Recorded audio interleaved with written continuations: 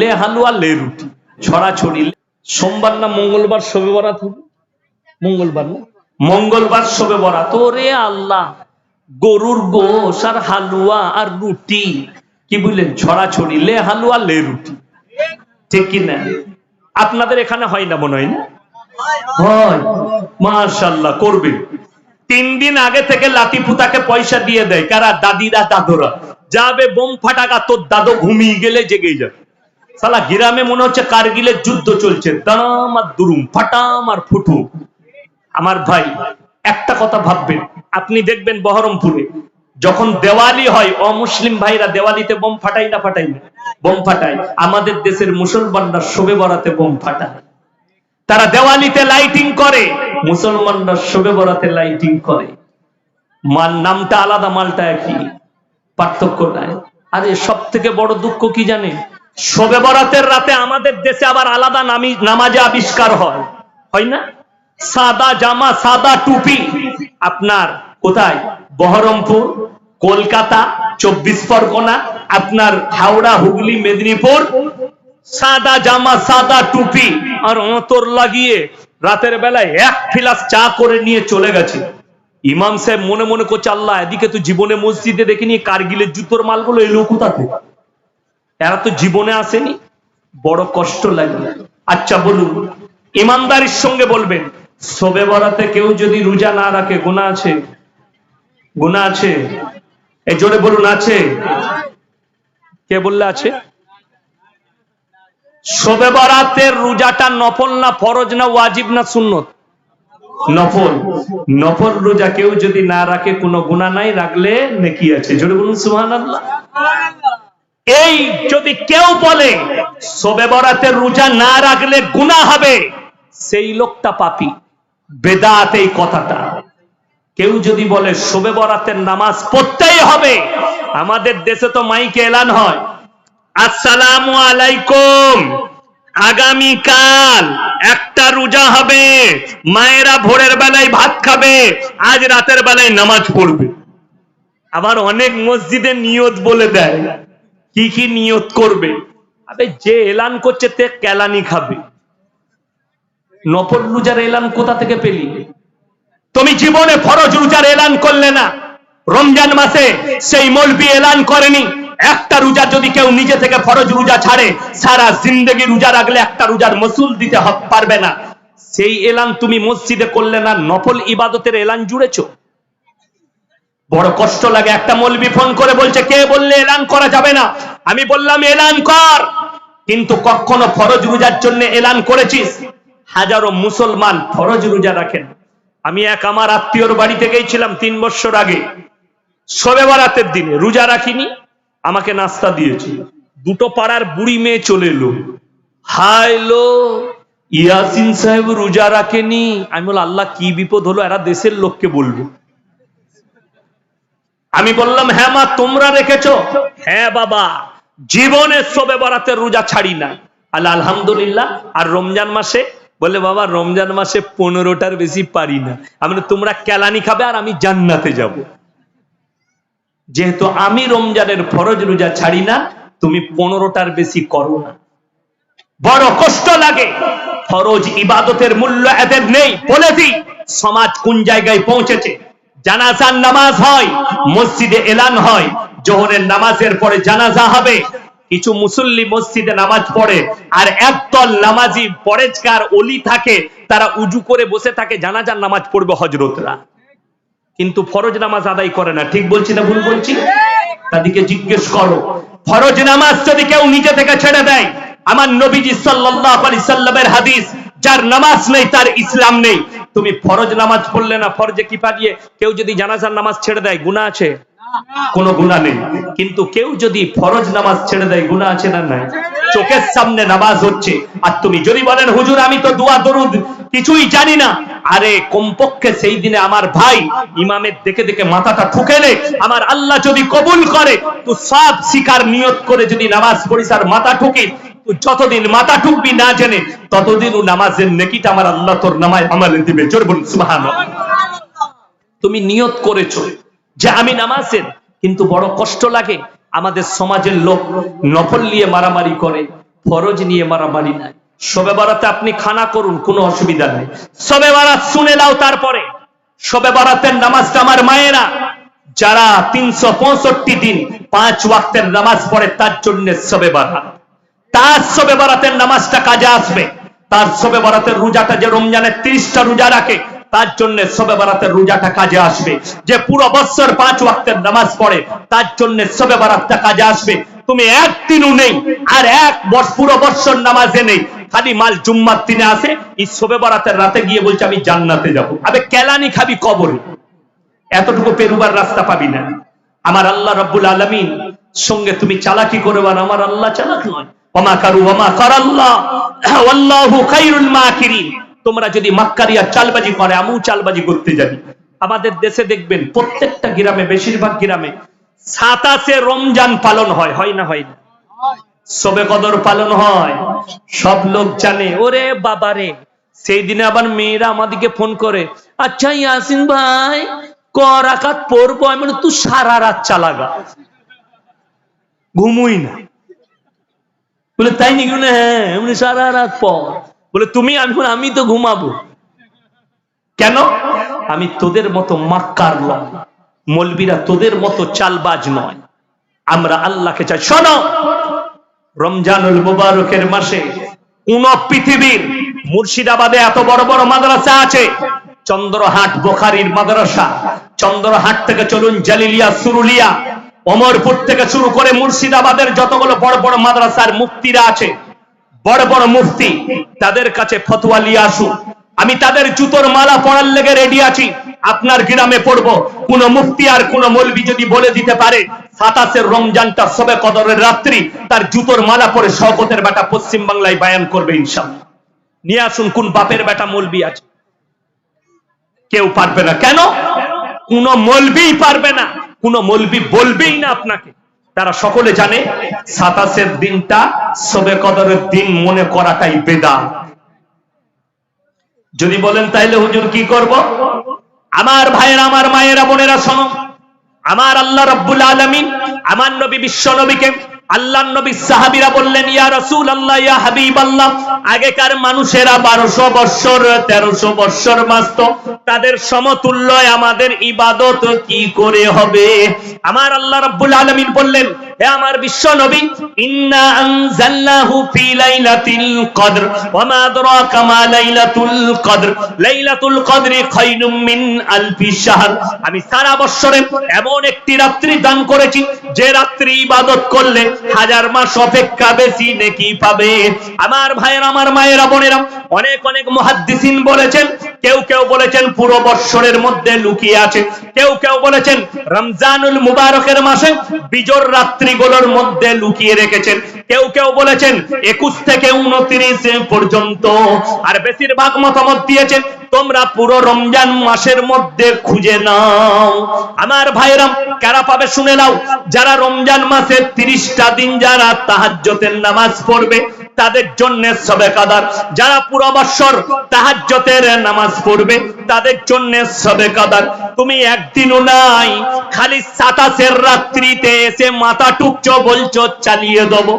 আবে আমাদের মতো মৌলবীরা বলে দিতাম মসজিদে ইমাম রাখার দরকার নাই, শুধু 27 রাত্রিতে পড়বি, এক রাত্রিতে 1000 মাস অপেক্ষা বেশি নেকি পাবি।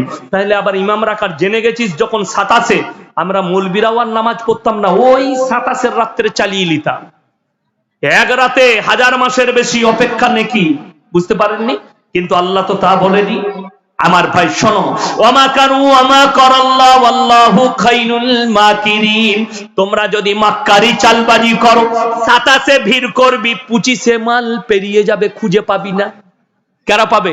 যারা প্রত্যেক দিন তাহাজ্জুদের নামাজ পড়েছে তাদের জন্য শবে কদর।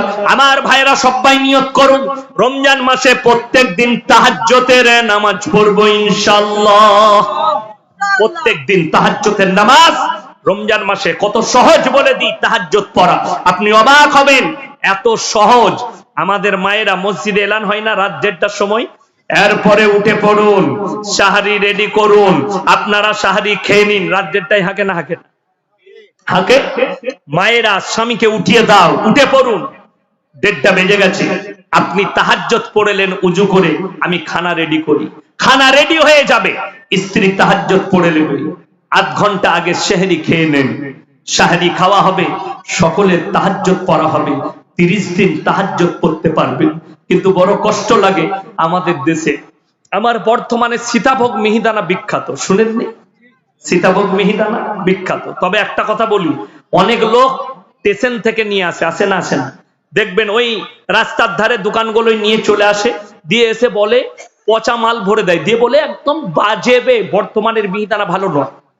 আমি যে দোকানে বলবো সেই দোকানে কিনে খাবে।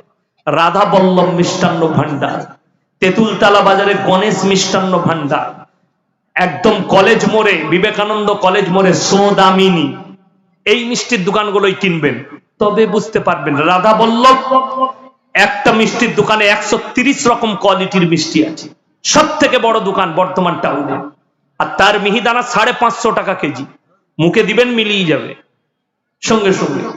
তো আমাদের দেশে বর্তমানে জানেন একদিনও নামাজ পড়ে না, 27-এর রাত্রিতে 5 কেজি মিহিদানার সীতাভোগ নিয়ে চলে এসছে, এসে নামাজ দিয়ে নামাজের পরে মসজিদে, লাও ভাই লাও, শালা মিহিদানা দিয়ে জান্নাতে যাবি, কেলানি খাবি কবর। মিষ্টি গড়ে 70 লাখ মানুষ মারা যাবে। যারা আল্লাহর উপরে বিশ্বাস রাখে তাদের জন্য কোরআনে আমার আল্লাহ ঘোষণা করেছেন, ইন্না আউলিয়া আল্লাহি লা খাউফুন আলাইহিম ওয়া লা হুম ইয়াহজানুন। যারা আমার প্রিয় বন্ধু হবে তাদের দুনিয়ার আখিরাতে কোনো জায়গায় ভয় নাই। জোরে বলুন সুবহানাল্লাহ। আপনি যদি গোলা বারুদে আগুনের বোমেতে মারা যান, কোন দেশ যদি পরমাণু মারে ভারতে, আর আপনি যদি মারা যান, আল্লাহর কসম আপনি মুমিন হিসাবে শহীদের মর্তবা পাবেন। জোরে বলুন সুবহানাল্লাহ। আপনার ভয় নাই। ভয় কাদের? বেঈমান কাফেরদের ভয়। এই করোনাতে আমাদের দেশে দেখেছিলেন কিছু করোনার নামাজি বের হইল। করোনার নামাজি জানেন না? যখনই লকডাউন হয়ে গেল, করোনা এলো, আমাদের দেশের ছেলেরা বললে শালা কি হবে তা ঠিক নাই, যখন ঘরে বসে আছিস নামাজটা পড়। আমি বাড়িতে তারাবি পড়ছিলাম রমজান মাসে, তো আমাদের পাড়ার ছেলেরা বললে মন না, আমাদের পাড়ায় একটা ঘর ঠিক করছি, সেখানে সবাই মিলে তারাবি পড়াবো, তো আপনি ইমামতি করবেন। আমরা ঠিক আছে চল যাব। গিয়ে দেখছি শালা সব নতুন মা, একটাও পুরনো নাই। আমি বললাম আল্লাহ তোমার কৃপা হলো, ছেলেগুলো কোন রকম নামাজি হলো। করুণাও শেষ, নামাজও শেষ, সে মাল কটাকার খুঁজে পাচ্ছি না। তার মানে সেগুলো কি করুণার নামাজি? কি হবে তা ঠিক নাই, সালা নামাজ পড়েলে ফেরে পড়ে নামাজ। আর এই ফেরে পড়া মুসল্লিগুলো কবরে আলাদা ডিজাইনের মার খাবে। যারা ফেরে পড়া নামাজি, অনেকজন দেখবেন আমাদের দেশে আছে, লোকের ভাইয়ের সম্পত্তি মেরে নেয়, দিয়ে ফাঁস কাতারে তাহাজ্জুদ পড়ছে। লোকরা বলছে দারুণ পরেজগার বে, ভেতরে ভেতরে মাকে নিয়ে গিয়ে জমিটা নিজের নামে লিখে নিয়েছে, দিয়ে তাহাজ্জুদ পড়ছে। কবরে মার খাবে কিয়ামতের দিন। না, হৃদয়কে পরিষ্কার পরিচ্ছন্ন করো। শোনো, ওয়ালানাবলুয়ান্নাকুম বিশাইইন মিনাল খাউফি ওয়াল জুই ওয়া নাকসিম মিনাল আমওয়ালি ওয়াল আনফুসি ওয়াত থামারাত ওয়া বাশশিরিস সাবিরিন আল্লাযীনা ইযা আসাবাতহুম মুসিবাহ قالوا إنا لله وإنا إليه راجعون ولنبلونكم بشيء من الخوف والجوع ونقص من الأموال। আমি কখনো মানুষের কাছে রোগ জ্বালা দিয়ে বিপদ দিয়ে পরীক্ষা করি, কখনো তাদের মালের ক্ষতি করি, কখনো খেতিবাড়ির ক্ষতি করি, আর আমি আল্লাহ পরীক্ষা করি। ওয়াবাশশিরিস সাবিরিন, আমার কোন বান্দারা সবর করেছে, ধৈর্য ধারণ করেছে। যারা ধৈর্য ধারণ করে, হে আমার নবী বলো, আল্লাযীনা ইযা আসাবাতুহুম মুসিবাহ, তোমরা যখন তোমাদের কাছে কোন বালা মুসিবত আসবে, তোমরা বলবে, আমার সঙ্গে সবাই বলুন, ক্বালু ইন্না লিল্লাহি ওয়া ইন্না ইলাইহি রাজিউন। ওগো আল্লাহ, আমরা সকলে তোমারই জন্য, আর তোমার কাছেই আমাদেরকে প্রত্যাবর্তন করতে হবে। এটা কোরআন। আল্লাহ শিখালেন, তোমাদের বালা মুসিবতে, তোমাদের বিপদে সবর করো, ধৈর্য ধারণ করো, করোনা এসছে, রোগ এসছে, বিপদ এসছে, আপদ এসছে, আপনার বাবা মারা গেছে, আপনার ছেলে মারা গেছে, সবর করো, ধৈর্য ধারণ করো। আল্লাহ তুমি তোমার নিয়ামত ফিরিয়ে নিয়েছো।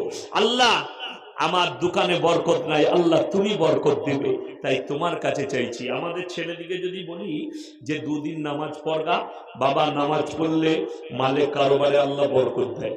এই জুম্মার দিনে মসজিদে নামাজ পড়েছে, নামাজ পড়ে দোয়া করছে, আল্লাহ যদি আমার দোকান ভালো চলে তাহলে নামাজ পড়বো, নাহলে পড়বো না। যদি এই দোয়া আপনার হয়, আল্লাহ কি বলবে? আমু দেখি তুই কদিন আসিস, তারপরে দেবো, নাইলে দেবো না। দোকান উঠে গেল। আপনি আল্লাহকে দেখবেন আর আল্লাহ আপনাকে দেখবে না? যে তুই কদিন আসিস দেখি, তুমি যদি বলো দুদিন পরে দেখবো যদি ভালো চলে, এই কিরকম জানেন তো? ভণ্ডদের কাজ এগুলো। ওই জন্য তো আমাদের দেশের লোক নামাজও পড়ে না, রোজাও রাখে না, কিচ্ছু নেই। কি মৌলবীদের ওপরে ভরসা। কি বললেন? একটা শামসি বাজারে দোকান করেছে, দিয়ে দোকানে বিক্রি বাটা নাই, খালি হুজুর খুঁজে বেড়াচ্ছে কোন মাল ভালো তাবিজ দিতে পারে। কেন? বরকতের তাবিজ। আমি সেদিনে 24 পরগনায় বলে এসছি, ও বাবা, যদি আমাদের তাবিজে যদি দোকানে বরকত হতো, সব থেকে বড় লোক আমরা মৌলবীরা আগে হতাম। মাল কাদের কাছে? আমাদের কাছে। তাবিজ, তাহলে বড় লোকটা কে আগে হবে? তুমি না আমি? আমরা তো বর্ধমানের রাইস মিলগুলো আমাদের বাপ বেটার হতো, মার তাবিজ আর একটা করে টেনে নিয়ে। তাবিজ তো আমাদের কাছে বরকতে। কিন্তু 3000 টাকা বেতনে তোমার মসজিদে কাজ করছি, কষ্ট কোথায় জানেন? দিনে 10 লাখ টাকা রোজগার করে, মৌলবী ইমাম সাহেবের কাছে তাবিজ লিখছে, ইমাম সাহেবের 10,000 বেতন। তাহলে তকদির কার খারাপ? তার না আমার? তা টাকা তোমার কাছে, বরকতের তাবিজ আমার কাছে চাইছে। শুধু তাই নয়, এই আমাদের যুবকরা বুঝে না, দুদিন প্রেম ভালোবাসা করে, মেয়ে যদি ফোন না তুলে তখন হুজুর খুঁজে বেড়ায়। আচ্ছা বলুন না, আমাকে বজ থেকে ফোন করেছে একজন, আচ্ছা এমন তাবিজ নাই, হুজুর দিতে পারবেন না? যা টাকা লাগে দেবো, মেয়েটা যেন চলে আসে আমার কাছে। আমরা ভাই, তাবিজে যদি মেয়ে আসবে তা তোর কাছে আসবে কেন? সে তো আমার কাছে আসবে। কি বলছেন? বোকা লোক আছে পৃথিবীতে যে আমি তাবিজ দিয়ে লোকের কাছে পাঠাবো? তা আমি একটা জলসায় বলেছি, তাবিজে যদি মেয়ে পাওয়া যেত, কোন মৌলবি জানি না, আমি আগে নায়িকাকে বিয়ে করতাম, মার তাবিজ আর টেনেলে। কি বলছেন? একটা নায়িকাকে টানতাম তাবিজে। 99% লোক তাবিজ পানি পড়া তেল পড়ার নাম করে সমাজকে ধোঁকা আর প্রতারণা করছে। এই প্রতারণার চক্করে পড়বেন না। আপনি মোবাইলে অ্যাড পাবেন, ফেসবুকে দেখবেন, কলকাতার অমুক বাবা, আমি নাম কিন্তু কেউ করি না, কোন শালা আমাকে গাল দিতে পারবে না, আমি নাম কারুর করি না। কিন্তু তুমি যদি ভণ্ড হও, তোমার গায়ে লাগবে, আমার কিছু করার নাই। ভণ্ডামি ছাড়ো, ভালো হয়ে যাও। কলকাতায় অমুক বাবা অমুক জায়গার একটা ফোনেতেই প্রেমের ব্যর্থতা থেকে সফলতা পাবে। আমার তাবিজে বেটা ছেলে হয়, খোঁজ নিয়ে দেখুন, হারাম করের একটাও বেটা নাই। খোঁজ নিয়ে দেখুন, তার নিজের ছেলে হচ্ছে না, সে আবার লোকের তাবিজ দিয়ে ছেলে করে।